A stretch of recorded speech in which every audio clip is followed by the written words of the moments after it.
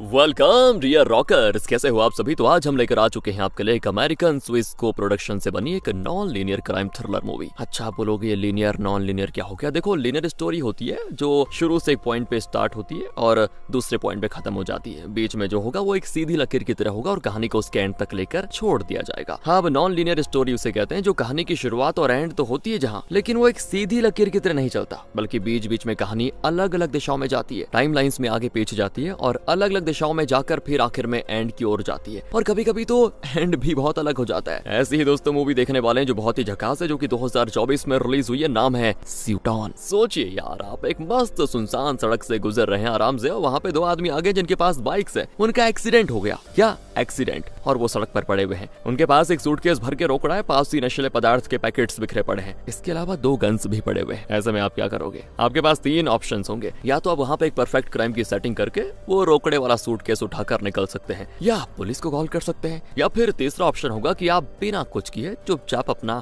काम धंधा देखने चले जाएं। किसी से कोई मतलब नहीं, जो होगा देखा जाएगा। हाँ, अब सवाल यह है कि आप इनमें से कौन सा ऑप्शन चूज करेंगे, मतलब इस सिचुएशन में आप क्या करेंगे। क्योंकि दोस्तों, कहानी की हीरोइन भी ठीक ऐसी ही एक सिचुएशन में फंसती है। उसके जहन में भी यही 3 ऑप्शंस आते हैं। उसे कौन सा ऑप्शन चुनना चाहिए, और अगर उसको 3 चांस मिले और तीनों ऑप्शंस को आजमाने का मौका मिले, तो क्या किसी भी ऑप्शन में वो रोकड़ा हड़प कर बच सकेगी? और हर सिचुएशन में वो बचने के लिए क्या क्या करती है, यही है इस मूवी की दमदार कहानी। वैसे एक और चीज बताऊं, वो सिर्फ सुई और धागे का इस्तेमाल करती है हर सिचुएशन में खुद को बचाने के लिए। कुछ अलग है ना। आइए, स्वागत है आपका एक्सप्लेन में। तो कहानी की शुरुआत में 3 अलग अलग जगहों को दिखाते हैं, और हर जगह पे मूवी की हीरोइन, जिसका नाम बारबरा है, वो अलग अलग तरीकों से मरी पड़ी हुई है। क्या दोस्तों? अलग अलग तरीकों से।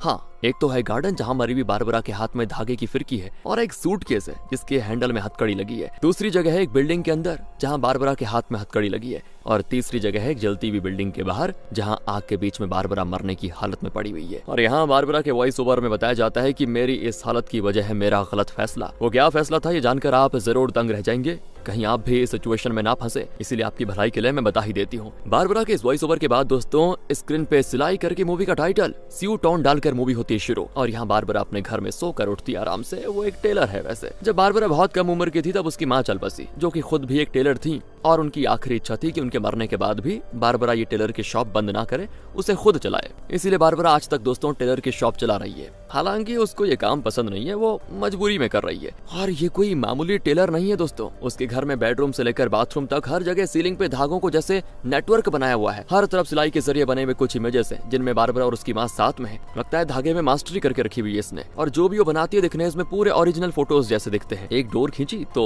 उससे कनेक्टेड फोटो के पीछे से एक रिकॉर्डिंग प्ले होती है। जब बारबरा छोटी थी ना दोस्तों, तब उसकी माँ उससे जो बातें क्या करती थी, उनकी रिकॉर्डिंग्स को ही बारबरा ने अलग अलग फोटोज के साथ अटैच किया हुआ है। और ये सारा अरेंजमेंट खुद बारबरा ने किया, मतलब किसी और को नहीं बुलाया बाहर से, क्योंकि वो अपनी माँ से बहुत ज्यादा प्यार करती थी ना, और आज तक उनको मिस करती है। सुबह उठकर धागा खींचती है तो एक फोटो के पीछे से माँ की आवाज आती है कि और कितनी देर सोती रहेगी बेटा, उठ जाओ, बहुत देर हो गई है। बाथरूम में भी दोस्तों एक धागा खींचती है तो आवाज आती है, अरे कितनी देर ना होगी बेटी, जल्दी बाहर आ जाओ, स्कूल नहीं जाना क्या। तो वो भी तैयार होकर अपने टेलर की शॉप में जाती है। तब उसे एक कॉल आता है जिसको देखकर वो टेंशन में दोस्तों अपनी डायरी देखती है। दरअसल आज उसकी एक कस्टमर जिसका नाम मारिया है, उसकी तीसरी शादी है। तीसरी यार, मजाक नहीं चल रहा। और बारबरा को उसका वेडिंग ड्रेस ठीक करने जाना है, लेकिन बारबरा वो बात भूल गई थी, इसलिए कस्टमर कॉल कर रही है कि जल्दी आ जाओ ना। बारबरा तुरंत अपना टेलरिंग किट लेकर अपनी कार में निकल जाती है। वहाँ दुल्हन का ड्रेस का बटन टूट गया था, जिसे स्टिच करने के लिए ही उसने बारबरा को कॉल किया था। बारबरा देर से पहुंचती है तो मारिया बारबरा को बहुत डांटती भी है कि क्या है ये। बारबरा को बड़ा गुस्सा भी आता है, लेकिन क्या करे, कस्टमर जो ठहरी भगवान है,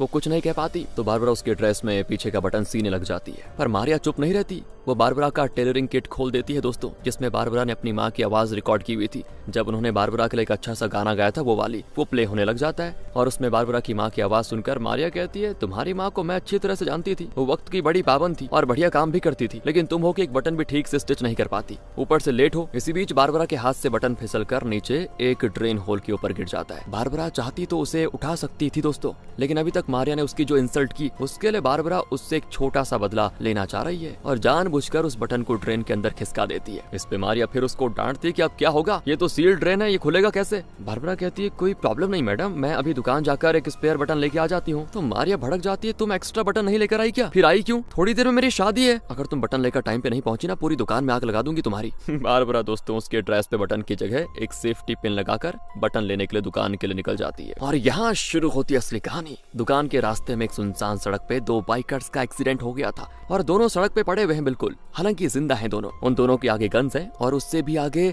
नशीले पदार्थ के पैकेट्स बिखरे पड़े हुए हैं। उन बाइकर्स में से एक ने हेलमेट पहन के रखा होता है, इसका नाम है डेमियन, और उसके आगे पड़ा है दूसरा बाइकर जिसका नाम है जोशुआ, और इन दोनों से भी आगे एक सूटकेस है दोस्तों, जिसकी हैंडल में लगी हथकड़ी, और हथकड़ी का दूसरा हिस्सा जोशुआ के हाथ में बंधा हुआ है। कहाँ? जोशुआ के हाथ में। मतलब जोशुआ ही सूटकेस लेकर आया था और डेमियन नशीला पदार्थ लेकर आया था। शायद यहाँ पे डेमियन नशीले पदार्थ को जोशुआ को देकर उसके हाथ से रोकने वाला वो सूटकेस लेने के लिए आया था, यानी ये नशीले पदार्थ की डीलिंग हो रही थी दोस्तों। हाँ, लेकिन किसी वजह से इनके बीच ये झगड़ा हो गया या एक्सीडेंट हो गया। तो जोशुआ सूटकेस लेने के लिए आगे बढ़ता है, लेकिन डेमियन उसके पैर पकड़कर उसे रोक लेता है, और बारबरा ये सब देखते हुए कार में निकल जाती है चुपचाप। लेकिन थोड़ी दूर जाकर वो पुलिस को कॉल करने के लिए फोन उठाती है। लेकिन दोस्तों तब यहाँ से बारबरा के दिमाग में 3 ऑप्शंस बार बार गूंजने लग जाते हैं कि इस सिचुएशन में क्या करना बेहतर रहेगा, perfect crime, call the police, या फिर ड्राइव अवे। इस तरह 3 ऑप्शंस उसके दिमाग में आ जाते हैं बार बार, और बारबरा चुनती है पहला ऑप्शन, यानी परफेक्ट क्राइम। इसीलिए वो पुलिस को कॉल नहीं करती। और क्योंकि बारबरा एक टेलर है दोस्तों, तो उसके पास हमेशा की तरह एक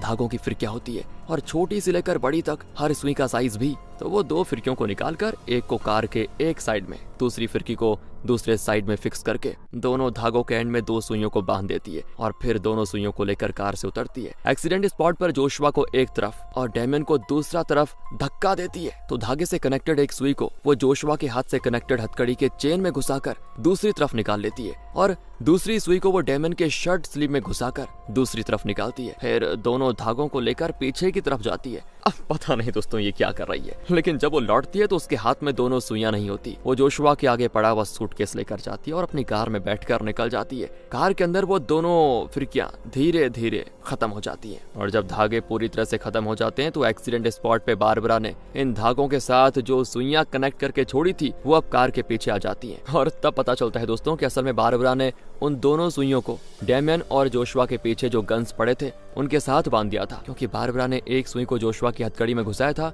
और दूसरी सुई को डेमियन के स्लीव में घुसाया था। तो अब दोनों गन्स डेमियन और जोशुआ की ओर आने लग जाते हैं और ठीक उनके हाथों में आकर रुकते हैं। ऐसी सेटिंग करी थी उसने। तो गन को आते देखकर दोनों एकदम तैयार होते हैं, और जैसे गन हाथ में आया वो एक एक करके दोनों को एक दूसरे को मतलब शूट कर देते हैं। था ना परफेक्ट क्राइम, क्योंकि अब रोकड़े वाला सूटकेस बारबरा के पास आ चुका है, और डेमियन और जोशुआ एक दूसरे को शूट करके मर भी जाएंगे। पुलिस को लगेगा कि नशीला पदार्थ की डीलिंग में इन दोनों के बीच कोई प्रॉब्लम हुई और दोनों ने एक दूसरे को शूट कर लिया। बारबरा के वहां आने और जाने का तो सबूत ही नहीं मिलेगा। अब बारबरा को बस उन दोनों सुइयों को निकालना है जो कि अभी तक उसकी कार के पास पहुंच चुकी होंगी। तो वो नीचे उतरती है तो सिर्फ एक सुई मिलती है, दूसरी सुई तो आई ही नहीं, सिर्फ धागा आया होता है। अब वो घबरा जाती है कि क्या करूं। तुरंत कार लेकर एक्सीडेंट स्पॉट पे वापस आती है। वो देखती है कि डेमियन के स्लीव में उसने जो सुई घुसाई थी वो स्लीव से निकलकर कार के पीछे आने के बजाय धागे के खींचने से उसके हाथ में चुभ गई थी। लगता है दोस्तों दोनों मर चुके हैं वो। इसीलिए बारबरा अपना टेलरिंग किट से एक इंस्ट्रूमेंट निकालकर डेमियन के हाथ से सुई निकाल भी देती है। लेकिन ये क्या? तब डेमियन की आंख खुलती है और वो पूछता है कि तुम क्या कर रही हो? ओह, ये मरा नहीं है दोस्तों। बारबरा टेंशन में सुई कहीं गिरा देती है और अब उसको ढूंढने का टाइम भी नहीं है उसके पास। तो दूर से किसी कार के आने की आवाज भी आ रही है। बारबरा तुरंत जोशुआ की बॉडी को पास के गड्ढे में धकेलकर नीचे पड़े नशीले पदार्थ के पैकेट्स को यहाँ वहाँ फैला देती है। अब डेमियन को वहीं छोड़ दिया तो बारबरा फंस जाएगी, क्योंकि वो बारबरा को देख चुका था। इसीलिए उसको घसीट ले जाकर कार में बिठाकर निकल जाती है। लेकिन तब वो सुई दोस्तों जो बारबरा के हाथ से गिर गई थी वो कार के टायर में लग जाती है, और धीरे धीरे कार का टायर मतलब उसकी हवा फुस। और इस बात से बेखबर बारबरा जैसे तैसे डेमियन को लेकर अपने शॉप में आ जाती है। इस शॉप के ऊपर ही बारबरा का घर भी है दोस्तों। डेमियन को दुकान में रखना सेफ नहीं होगा ना, क्योंकि कोई देख लेगा, इसलिए उसको ऊपर ले जाना पड़ेगा। लेकिन बारबरा अकेली थी तो उसको उठा नहीं सकती। पर बारबरा काफी टैलेंटेड है दोस्तों, और महज सुई और धागे से वो कुछ भी कर सकती, मतलब कुछ भी। वो थोड़े धागों और कुछ रस्सियों के जरिए एक बढ़िया सेटिंग तैयार करती है, जिससे कि डेमियन को मशीन के साथ बांधकर ऊपर बेड पे भी धागों से एक नेटवर्क बना देती है। और सेटिंग इतनी लाजवाब होती है कि बारबरा को उसको उठाना नहीं पड़ेगा। वो एक धागा खींचती है तो डेमियन खुद ब खुद ऊपर खींचा चला आता है, और जैसे ही वो ऊपर आता है ना तो बारबरा उसे एक चेयर के साथ बांध देती है। डेमियन तो समझ नहीं पाता कि ये चल क्या रहा है। वो पूछता है कि तुमने बहुत बड़ी गलती कर दी, मैं सच बता रहा हूँ। एक तो तुमने अपने सुई धागे के जरिए मेरे हाथ में गन थमा दी, और मैंने जोशुआ को शूट भी कर दिया। क्या तुम जानती हो कि उस जोशुआ का बाप कौन है? एक खतरनाक गैंगस्टर है वो। और तुम वहाँ जो सुई मिस करके आ गई ना, उसके जरिए वो तुम्हारा पता लगाकर यहाँ जरूर आएगा, देखना। पहले तो उसके बेटे को शूट करने के लिए वो मुझे मारेगा और तुम्हें भी जिंदा नहीं छोड़ेगा। ये सब उस जोशुआ की वजह से हुआ। हमारी डीलिंग तो एकदम स्मूथ चल रही थी। उस गधे को बस मुझे रोकड़ा वाला सूटकेस देना था और ये नशीला पदार्थ लेना था, पर अचानक वो पागल हो गया। नशीला पदार्थ लेने के बावजूद रोकड़ा देने से इनकार करने लगा और मुझे शूट करना शुरू कर दिया उसने। तभी तो वो एक्सीडेंट हुआ था। वरना मैं यहाँ थोड़ी ना बैठा होता। देखो मेरी बात मानो, यहाँ पे हम दोनों सेफ नहीं है, हमें अभी यहाँ से कहीं दूर जाना चाहिए। लेकिन दोस्तों बारबरा ये घर नहीं छोड़ सकती क्योंकि यहाँ उसकी माँ की यादें बसी हुई है। अब नीचे कोई दरवाजा नॉक करता है तो वो डेमन के मुंह में कपड़ा घुसाकर नीचे आ जाती है। तो वही मारिया आई होती है, वो चिल्लाती कि मैंने तुम्हें बटन लेने के लिए भेजा, कहाँ थी तुम? तो बारबरा उसको अंदर नहीं आने देती और बटन लेकर खुद बाहर जाकर उसके ड्रेस पे स्टिच करने लगती है। ये मारिया दोस्तों बड़े गुस्से में अभी, लेकिन बारबरा की दुकान के बाहर जो वाक्य लिखे हुए हैं उसे पढ़कर वो कूल हो जाती है। वहाँ लिखा होता है वक्त अच्छा हो या बुरा, उसे गुजरना ही तो पड़ता है। वो बारबरा से कहती है ये मेरी तीसरी शादी है, इसलिए मैं सब कुछ परफेक्ट करना चाहती थी और तुम पर बरस पड़ी, सॉरी, प्लीज मेरी बात का बुरा मत मानना, ये पैसे रख लो। और बारबरा को पैसे देकर अपना बटन सिलवाकर वो निकल जाती है। और फिर वो ऊपर आकर डेमन से कोई बात छेड़ने लगती है कि इतने में फिर दुकान के दरवाजे पर कोई आ जाता है। वो एक बुजुर्ग है दोस्तों, जिसे बारबरा ने एम्ब्रॉयडरी के जरिए फोटो जैसे इमेजेस बनाना सिखाया था। और बारबरा ने जिस तरह अपने घर भर में ये टॉकिंग फोटोज बना के रखे हुए हैं वो सब भी बारबरा ने इनको सिखाया था। कुछ दिन के बाद बुजुर्ग की वाइफ का बर्थडे है तो वो उसे इस तरह के टॉकिंग फोटोज गिफ्ट देकर सरप्राइज देना चाहता है। वो अपने हाथ के बनाए हुए टॉकिंग फोटोज बारबरा को दिखाने आया था कि जरा देखना कैसे हैं ये। तो बारबरा जैसे तैसे उनको निपटाई रही होती है कि बीच में डेमियन धीरे धीरे नीचे की ओर आने लगता है और तो और वो सूटकेस भी अपने पैरों के बीच में दबाकर नीचे लेके आ जाता है। इसी बीच बारबरा बुजुर्ग को निपटाकर दुकान के दरवाजे पे 3 धागों से एक बढ़िया सा ट्रैप सेट करती है। फिर डेमियन को ऊपर ले जाकर उसकी कुर्सी के नीचे एक बोर्ड सेट करती है और बताती है कि ये सब मैं तुम्हें बचाने के लिए कर रही हूँ, जरा सा भी हिले तो फंस जाओगे, ध्यान रहे। फिर वो डेमियन की कुर्सी भी एक धागे से कनेक्ट कर देती है और डेमियन के पीछे एक धागे के जरिए उसका गन भी लटका देती है। और दोस्तों फिर सूटकेस लेकर बारबरा एक टेबल के पीछे छुप जाती है और जोशुआ के बाप का इंतजार करती है। पता है बहुत देर बाद जोशुआ का बाप, जिसका नाम बर्नार्ड है, वो आ ही जाता है और वो जैसे दुकान का दरवाजा खोलता है तो बारबरा का सेट किया हुआ धागों का ट्रैप एक्टिवेट हो जाता है और दरवाजे के ऊपर से एक धागा नीचे आकर बर्नार्ड के हाथ में बंध जाता है। दूसरी ओर डेमन की कुर्सी जिस बोर्ड के ऊपर थी वो फिसल जाती है और वो नीचे की ओर आने लगता है। और जैसे ही वो नीचे पहुंचता है तो उसके पीछे जो बारबरा ने धागों से गन लटका के रखा हुआ था ना, वो बढ़िया तरीके से डेमन के एकदम पास आकर रुकता है। तो डेमन बर्नार्ड को शूट करने लग जाता है लेकिन उसमें बुलेट्स नहीं होते। अब बर्नार्ड अपने हाथ में बंधे धागे को काटकर डेमन को शूट कर देता है। तो बारबरा सूटकेस लेकर भागती है लेकिन बर्नार्ड उसे चेज करता है और आखिर एक गार्डन जैसी जगह पे वो बारबरा को शूट कर देता है। उस सूटकेस में दोस्तों ना सिर्फ रोकड़ा था बल्कि एक डिवाइस भी था। तो बर्नार्ड डिवाइस को छोड़कर सिर्फ रोकड़ा लेकर निकल जाता है। यानी एक परफेक्ट क्राइम करके रोकड़े के साथ बच निकलने का जो बारबरा का प्लान था वो फ्लॉप रहा और ऊपर से उसकी जान भी चली गई। दोस्तों आ जाइए, अब हम उस सीन को दोबारा देखेंगे जब बारबरा ने उन 2 बाइकर्स को सड़क पे पड़े पड़े पुलिस को कॉल करने के लिए अपना फोन उठाया था। और इस बार भी उसके माइंड में तीनों ऑप्शंस बार बार आते हैं कि perfect crime, call the police या फिर ड्राइव अवे। तो अब बारबरा पुलिस को कॉल करने का फैसला करती है। बारबरा ने जो भी देखा वो पुलिस को सारी चीजें डिटेल में बता देती है। तो पुलिस ऑफिसर कहती है तुम वहीं रुको, मैं थोड़ी देर में पहुंच जाऊंगी। इसी बीच बारबरा एक्सीडेंट स्पॉट के पास जाकर उस सूटकेस को देखती है और अगले सीन में दोस्तों पुलिस ऑफिसर भी वहाँ पे आ जाती है और देखती है कि 2 आदमी नीचे पड़े हुए हैं, नशीले पदार्थ के पैकेट्स बिखरे पड़े हुए हैं और 2 गन्स भी पड़े हुए हैं। तो एक एक्सपीरियंस्ड पुलिस ऑफिसर होने के नाते वो गेस कर पाती है कि यहाँ पे क्या क्या हुआ होगा। वो समझ जाती है कि यहाँ नशीले पदार्थ की डीलिंग हुई होगी पक्का, तो रोकड़ा भी एक्सचेंज हुआ होगा और तो और जोशुआ के हाथ में कटी हुई हथकड़ी भी है, मतलब हथकड़ी का दूसरा एंड गायब है। इन दोनों के अलावा यहाँ सिर्फ बारबरा थी तो जरूर रोकड़ा उसी के पास होगा। ये गेस करके पुलिस ऑफिसर बारबरा की कार की तलाशी लेती है और सूटकेस मिल जाता है दोस्तों। तो फिर बारबरा को इन्हीं का साथी मानकर पुलिस ऑफिसर उसे और बाकी दोनों को भी अरेस्ट करके पुलिस स्टेशन लेके जाती है।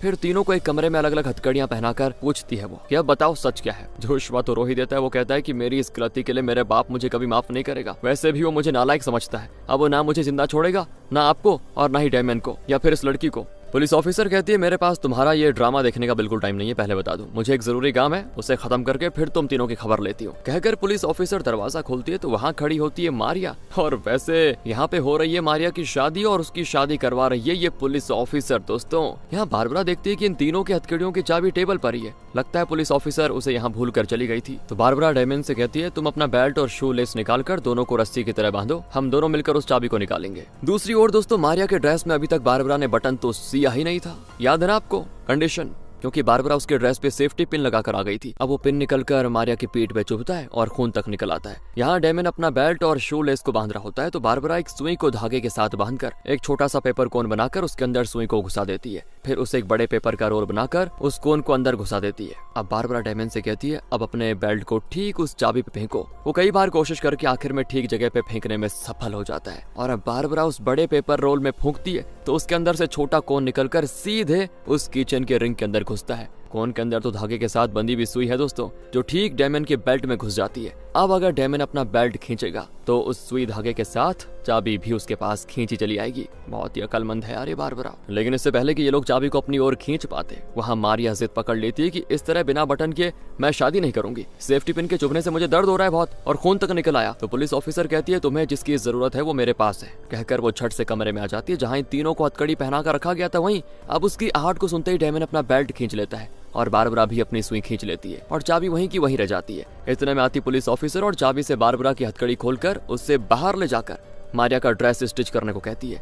बारबरा भी वैसा ही करती क्योंकि वो उसका काम है। इसके बाद पुलिस ऑफिसर उसे वापस उसी कमरे में ले जाकर हथकड़ी पहना देती है, लेकिन इस बार वो चाबी को टेबल पर ना रखकर उसे एक हैंगर में टांग देती है और इस बार भी वही पुराना टेक्निक यूज करके डेमन चाबी को अपने पास खींच लेता है। और बारबरा ने पहले उससे कह दिया था कि चाबी तुम्हारे हाथ में आने के बाद तुम मुझे भी खोल देना और सूटकेस में रखी रकम में से आधा मेरा हो जाएगा। डेमन भी मान गया था, लेकिन अब चाबी मिलने के बाद वो सिर्फ अपनी हथकड़ी खोलकर सूटकेस और बारबरा की कार की चाबी लेकर वहां से बच निकलता है। अब जोशुआ बारबरा को बताता है कि मुझे मेरे बाप का ये 2 नंबर का बिजनेस बिल्कुल अच्छा नहीं लगता, मैं करना भी नहीं चाहता था, लेकिन क्या करूँ ना। वो चाहता है कि उसके मरने के बाद उसका ये नशीला पदार्थ का बिजनेस मैं संभालूं, लेकिन मुझे नहीं पसंद। अगर मैंने उसकी बात नहीं मानी ना तो वो मुझे जान से भी मार देगा। तो इसी बीच दोस्तों बारबरा को एक आइडिया आता है और वो दीवार पर लगे 2 इलेक्ट्रिक वायर्स को उखाड़ लेती है, फिर उसको थोड़ा कट करती है जिससे कि अंदर का कॉपर वायर एक्सपोज हो जाए। जोशुआ के पास एक प्लग पॉइंट होता है जिसके ऊपर बारबरा उसी पेपर कोन फूंकने की टेक्निक को यूज करके धागे से बंधी सुई को उस प्लग के ऊपर फिक्स कर देती है और उस धागे के जरिए उन दोनों वायर्स को प्लग पॉइंट की ओर भेज रही थी वो। लेकिन इतने में बाहर बर्नार्ड आ जाता है। पुलिस ऑफिसर उससे भिड़ जाती है तो वो तो पुलिस ऑफिसर के पैर में शूट कर देता है और कमरे के अंदर घुस आता है। फिर वो बारबरा पे चिल्लाता है कि तुम्हारी वजह से मेरे बेटे को पुलिस स्टेशन देखना पड़ गया। इसी बीच पुलिस ऑफिसर रेंगते रेंगते कमरे के एंट्रेंस तक आ जाती है और प्लग पॉइंट के पास बारबरा के सेट किए हुए वायर्स को देखकर वो इशारा करके बारबरा से पूछती है क्या तुम कुछ प्लान कर रही हो। तो बारबरा भी उसे इशारा करती है कि वायर को प्लग पॉइंट में घुसाओ, बाकी का काम मैं देख लूंगी। पुलिस ऑफिसर वायर को प्लग पॉइंट में घुसाती है तो अगले ही पल बारबरा के हाथ में वायर का जो एंड है उससे वो बर्नार्ड की बंदूक के मुंह में घुसा देती है। शॉक के मारे बर्नार्ड बेहोश हो जाता है, लेकिन बेहोश होते वक्त वो गन का ट्रिगर भी दबा देता है और बुलेट सीधे बारबरा के पेट को चीर देती है। फिर पुलिस ऑफिसर बर्नार्ड को हथकड़ी पहना देती है, लेकिन बारबरा तड़प तड़प कर मर जाती है, यानी कि ऑप्शन 2 में भी वो फेल हो जाती है। यहाँ से फिर उसी सीन में आ जाइए दोस्तों जहाँ बारबरा ने अभी अभी उन 2 बाइकर्स को सड़क पे पड़े हुए देखा है और उनके पीछे 2 गन्स, सामने नशीले पदार्थ के पैकेट्स और हथकड़ी के साथ एक सूटकेस पड़ा हुआ है। बारबरा के माइंड में फिर वही 3 ऑप्शंस आते हैं, यानी परफेक्ट क्राइम हो गया, कॉल द पुलिस हो गया या ड्राइव अवे हो गया। और इस बार बारबरा तीसरा ऑप्शन चूज करती है, यानी ड्राइव अवे, और बिना कुछ किए वहां से चुपचाप चले जाने का फैसला करती है, जैसे कि यहाँ पे कुछ हुआ ही नहीं। वो सीधे अपनी दुकान में पहुंचती है और मारिया के ड्रेस के लिए स्पेयर बटन लेकर वो वापस जाने लगती है, लेकिन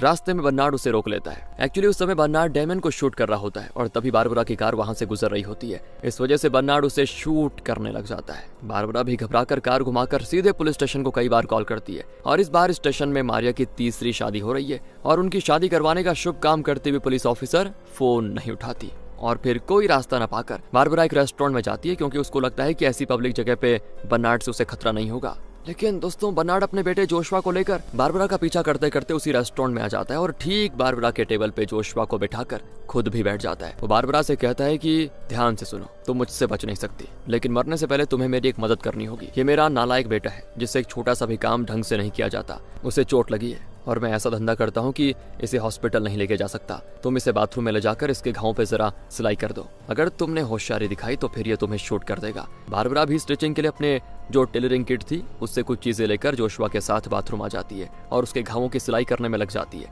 इतने में वो बुजुर्ग दोस्तों जो अपनी वाइफ के बर्थडे के लिए बनाए हुए टॉकिंग फोटोज लेकर बारबरा को दिखाने के लिए उसके घर जा रहा होता है, तो वो रास्ते में रेस्टोरेंट के बाहर बारबरा की कार को देखता है खड़ी। फिर क्या था, वो सीधे अंदर आ जाता है और देखता है कि एक टेबल पर बारबरा का टेलरिंग किट पड़ा हुआ है और बुजुर्ग तो बखूबी जानता है कि ये बारबरा का किट है क्योंकि वो काफी टाइम से उसके साथ सीख रहा था। तो वहाँ बैठे बर्नार्ड से वो पूछता है, ये बारबरा का है ना ये किट, ये यहाँ कैसे आया और वैसे आप उसके क्या लगते हैं? तो बर्नार्ड झूठ बोलता है कि मैं बारबरा का अंकल हूँ। बुजुर्ग कहता है कि आपको देखकर लगता नहीं कि आप उसके अंकल हो। फिर बर्नार्ड गुस्से में कहता है कि तुम्हें क्या लगता है क्या नहीं लगता, इससे मुझे कोई फर्क नहीं पड़ता, मैं उसका अंकल ही हूँ, समझे? कोई प्रॉब्लम है क्या? बुजुर्ग कहता है नहीं नहीं, मैं तो बारबरा के लिए खुश हूँ, क्योंकि मैंने सोचा कि उस बेचारी का कोई नहीं है, एक माँ थी, वो भी बहुत पहले चल बसी, कम से कम आप तो हैं जो उसके रिश्तेदार हैं, और ये जानकर मुझे बड़ी खुशी हुई। दूसरी ओर बाथरूम में जोशुआ फूट फूट कर रोता है कि मुझे अपने बाप से छुटकारा चाहिए, वो मुझे बुरा काम करने पे मजबूर कर रहा है, किसी न किसी दिन मुझे मार भी डालेगा। बारबरा उसको डांट देती कि अबे तू इतना बड़ा हो चुका है और अभी भी बच्चों की तरह रो रहा है, तुझे बस अपने गुंडे बाप से छुटकारा चाहिए ना, मैं जैसा कहती हूँ बिल्कुल वैसा ही कर, तुम्हारी नैया पार हो जाएगी। ये लो, इन दोनों फिरकियों को अपनी हथेली में कस के पकड़े रखो, और ये फिरकियां ही तुम्हारी लाइफ लाइन है, याद रहे, चाहे कुछ भी हो जाए इन फिरकियों को अपने हाथ से जाने मत देना। जब मैं इशारा करूंगी ना तो पहले ब्लू कलर के इस धागे वाली फिरकी को खींचना, फिर इस रेड कलर की फिरकी को, समझ गया ना? तुम्हें बस इतना करना है, बाकी का काम मैं देख लूंगी। इसी बीच बाहर बैठा हुआ बुजुर्ग टेबल पर खून का दाग देख लेता है, जो कि जोशुआ का खून था, जिसे चोट लगी थी वैसे, लेकिन बुजुर्ग को लगता है कि शायद बर्नार्ड ने बारबरा को कुछ कर दिया और ये बारबरा का ही खून है। वो बर्नार्ड पे भड़क जाता है कि तुमने बारबरा के साथ क्या क्या बताओ मुझे, पर इतने में बारबरा जोशुआ के साथ बाहर आ जाती है और कहती है मैं बिल्कुल ठीक हूँ, वो मेरे अंकल है और ये उनका बेटा है, हम बस कैजुअली बातें कर रहे थे, आप घर जाइए, मैं बाद में आपसे मिलूंगी, कहकर वो बुजुर्ग को तो रफा दफा कर देती है। फिर दोस्तों जोशुआ को बिठाकर बारबरा अपना काम शुरू करती है। टेबल के नीचे दिखाते हैं कि ब्लू और रेड दोनों धागों की फिरकियां जोशुआ के हाथों में है, लेकिन दोनों धागों का एंड बारबरा के हाथ में। बर्नार्ड ने अपना गन टेबल के नीचे अपने थाईज पे रखा होता है, तो बारबरा चुपचाप रेड धागे को उस गन के ट्रिगर में घुसाकर फिर उसी धागे को और भी कुछ जगहों से कनेक्ट करती है, और ये सब कुछ वो इतनी शातिरी से करती है कि बर्नार्ड को भनक तक नहीं लगती। पर वो बारबरा से पूछता है कि बेटे के घाव सीने में इतनी देर क्यों कर दी, इसने तुमसे कुछ कहा तो नहीं ना? अब अगर वो कहेगी कि जोशुआ ने उससे बात ही नहीं की तो बर्नार्ड को शक होगा, तो बारबरा कहती है जोशुआ ने बस इतना बताया कि वो बहुत डरा हुआ है। बर्नार्ड कहता है कि इसे मैंने ऐसा कोई खतरनाक काम थोड़ी न दिया था, इसे बस रोकड़ा डेमियन को देखकर उसके हाथ से मार लेना था, पर इतना छोटा सा काम भी निकम्मा नहीं कर पाया सही से, और हमें ये नौबत आ गई। अब वो जोशुआ को डांटने लगता है, क्यों बे, ऐसा क्या हो गया तुम्हें कि डेमियन ने शूट कर दिया, बताओ? तो उसकी पूछताछ के बीच ही दोस्तों बारबरा रेड धागे को न जाने कहां कहां बांधने लग जाती है, फिर ब्लू धागे को बर्नार्ड की बंदूक के मुंह में बांध देती है और बाकी बचे धागे को अपने शू लेस के बीच घुसा देती है। दूसरी ओर जोशुआ दोनों फिरकियों को कस के पकड़े रखा होता है, और इसी बीच वो जवाब भी देता है बर्नार्ड को, कहता है मैं क्या करता पापा, फिर मैंने तो शुरू से ही कहा था कि मुझे इस लाइन में आना ही नहीं है, लेकिन आपने हर बार मेरी बात को अनसुना करके मुझे इस लाइन में धकेलने की कोशिश की, इसलिए मैंने सोच लिया कि मैं रोकड़े वाला सूटकेस लेकर कहीं भाग जाऊंगा। जब डेमियन मुझे माल देने आया तो मैंने उसे शूट करके बच निकलने की कोशिश की, लेकिन बदले में उसने भी मुझे शूट किया और दोनों की गाड़ियों का एक्सीडेंट हो गया और दोनों फिर नीचे गिरकर घायल हो गए, माफ कर दो मुझे पापा। इसी बीच दोस्तों जहां भी टेबल में धागा बांधना था ना, बारबरा बांध चुकी थी, लेकिन अगर उसे उसका प्लान एग्जीक्यूट करना है तो उसे आसपास के टेबल्स पर भी धागा बांधना पड़ेगा, लेकिन उठकर जाने के लिए उसे कोई बहाना बनाना पड़ेगा ना, वरना बर्नार्ड को शक होगा। तो वो अपना टेलरिंग किट खोलती है, तो उसकी माँ की आवाज में कोई गाना बजने लगता है, और उस गाने के हिसाब से बारबरा उठकर मस्त नाचती है। नाचते नाचते वो आसपास के टेबल्स के पास जाती है और उसके शू लेस में जो ब्लू धागा बंधा है ना, उनसे वो टेबल्स के पैरों में लपेटने लगती है, और इस तरह वो बर्नार्ड के लिए बहुत ही खतरनाक और बिल्कुल मौत वाला ट्रैप सेट करने को तैयार थी। बर्नार्ड की भी कुछ समझ में नहीं आता, उसे तो लगता है कि बारबरा उससे बचने के लिए कोई सीन क्रिएट कर रही है, लेकिन वो खुद में यही सोचता है कि मुझसे बच नहीं सकती तुम, और यही सोचकर वो बैठा होता है। लेकिन जब उससे और बर्दाश्त नहीं होता तो वो टेलरिंग किट को बंद कर देता है और गाना भी बंद, अपना काम पूरा करके बारबरा भी वहाँ पे आके बैठ जाती है। लेकिन तब मारिया वहाँ पहुंच जाती है, क्योंकि बारबरा ने उसका बटन नहीं दिया था उसको ना। वो चिल्लाती है कि तुम्हारी वजह से मेरी तीसरी शादी रुकने वाली है। तो बर्नार्ड कहता है तुम्हारी तीसरी शादी रुक गई तो दुनिया यहाँ से वहाँ नहीं हो जाएगी, समझी बुढ़िया? मारिया भड़क जाती है कि मैं बुढ़िया दिख रही तुझे, खड़ूस बुढ़े, मुझे बस बारबरा से काम है, समझे? अगर तुम अपना मुंह बंद करके यहाँ बैठे रहो तो बारबरा से अपना काम करवा कर मैं निकल जाऊंगी, ओके? और अगर तुमने आइंदा मुंह खोला तो मुंह तोड़ दूंगी तुम्हारा। बारबरा चलो बाहर चलो जरा। इस तरह बर्नार्ड को धमका कर दोस्तों वो बारबरा को बाहर लेकर आ जाती है, तो बारबरा भी उसका बटन सीने लगती है, और जब काम हो जाता है तो मारिया का गुस्सा न जाने कहाँ गायब हो जाता है। वो कहती है मेरी तीसरी शादी है ना, इसलिए मैं सब कुछ परफेक्ट करना चाहती हूँ, इसलिए जरा गुस्सा हो गई, बुरा मत मानना, कहकर मारिया चली जाती है। अब बारबरा बाहर से जोशुआ को इशारा करती है और वो तुरंत ब्लू धागा खींचता है, और दोस्तों धागा खींचते ही ना बारबरा का बनाया हुआ वो धागा नेटवर्क काम करने लगता है, और आखिर में बर्नार्ड के थाईस पे रखा हुआ गन निकलकर जोशुआ के पास आकर रुक जाता है, और वो भी सीधे बर्नार्ड पे एम करते हुए बिल्कुल इस तरह से। फिर वो रेड धागा खींचता है जो कि गन के ट्रिगर के साथ बंधा हुआ है। ट्रिगर बार बार लगातार दबने लगता है और बर्नार्ड पर बुलेट्स की बौछार, और वो मर जाता है। काम तमाम होने की खुशी में बारबरा अपनी कार में वहां से जाने की सोचती है, लेकिन तब उसकी नजर बर्नार्ड की कार पे रखे हुए सूटकेस पर पड़ जाती है। वो ललचा जाती है कितनी मेहनत की है तो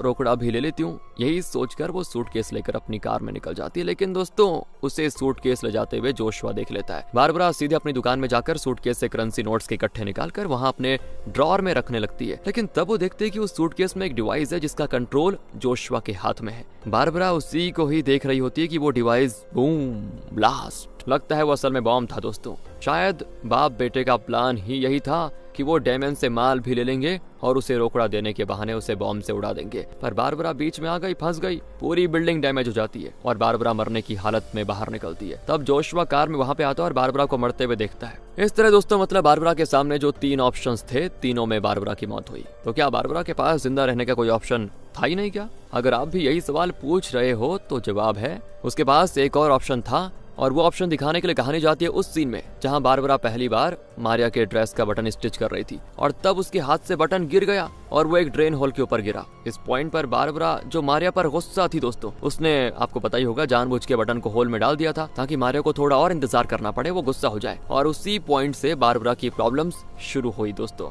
क्योंकि बारबरा को स्पेयर बटन लेने के लिए वापस अपनी दुकान जाना पड़ा और रास्ते में ही वो बार बार इस एक्सीडेंट में फंस रही थी। तब उसे 3 ऑप्शंस में से एक चुनना पड़ा। लेकिन अगर बारबरा मारिया पर गुस्सा ना होकर उस बटन को जानबूझकर ड्रेन में नहीं डालती तो जल्दी से बटन को स्टिच करके वो कहीं और गई होती और वो वापस दुकान पर नहीं आती ना फिर, और ना ही उसे एक्सीडेंट वाले रास्ते से गुजरना पड़ता। और इस लास्ट ऑप्शन में ये सब दिखाया जाता है और काम खत्म करके बारबरा किसी दूसरे रास्ते से कहीं और जाती है। मतलब अब बारबरा ना तो जोशुआ को देखेगी ना ही बर्नार्ड को। अगर आप भी दोस्तों यही सोच रहे हैं तो रुकिए जरा, आपकी सोच को भी गलत कर देता हूँ। और वो इसीलिए कि जब किस्मत किसी के पीछे पड़ जाती है तो समझो हाथ धोके पड़ जाती है और किसी भी हाल में उसको दफना कर ही छोड़ती है। चलिए देखते हैं कि आगे क्या होता है। इस नए रास्ते में भी बारबरा की गाड़ी के सामने आ जाता है बर्नार्ड। दरअसल एक्सीडेंट कहीं और हुआ और बर्नार्ड उस जगह जाना चाहता है, लेकिन इस नालायक गैंगस्टर को वहाँ जाने का रास्ता ही नहीं पता। वहीं पहुंचने के लिए वो बारबरा को रोकता है। बारबरा भी घबरा कर उसे रास्ता बताती है। तब बर्नार्ड कहता है तुम भूल जाओ कि तुमने मुझे यहाँ देखा था समझी, और तुम्हारा मुंह बंद रखने के लिए ये लो घूस। कहकर वो बारबरा के हाथ में करेंसी नोट्स के 3 गट्ठे पकड़ाकर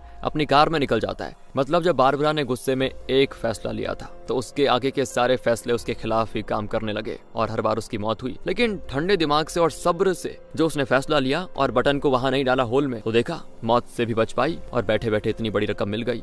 इसीलिए कहा जाता है दोस्तों जल्दबाजी में लिया हुआ कोई भी फैसला मोस्टली गलत होता है। इसी मैसेज के साथ, मैसेज तो क्या ही कहेंगे, लेकिन हाँ ठीक है, ये मूवी यहाँ पे खत्म होती है। अगर आपको अच्छी लगी हो, एक्सप्लेनेशन अच्छा लगा हो तो क्यों नहीं लाइक करते आप। थैंक्स फॉर वॉचिंग दोस्तों।